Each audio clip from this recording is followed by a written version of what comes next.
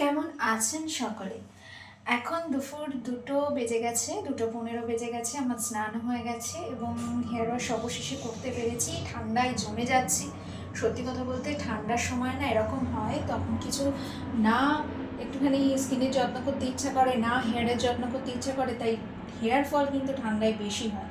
তো যতই ঠান্ডা পড়ুক একটুখানি হেয়ারের যত্ন করতেই হবে।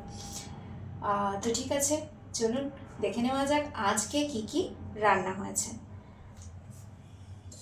এই হচ্ছে কাতলা মাছের আলু দিয়ে ঝোল। গতকাল হাট থেকে যে মাছটা এনেছিলাম এটা হচ্ছে সেই মাছটার ঝোল। আর হয়েছে পেঁয়াজ কলি আলু ভাজা। এই হচ্ছে আজকে আমাদের লাঞ্চে রয়েছে। কিন্তু গতকাল পালং শাক রান্না করেছিলাম, সেটা কিছুটা বেঁচে গেছিলো, সেটা আমাদের সকালবেলা খাওয়া হয়ে গেছে গরম করে। তো এই হচ্ছে আজকে আমাদের লাঞ্চ মেনু। তো চলো খেয়ে নেওয়া যাক।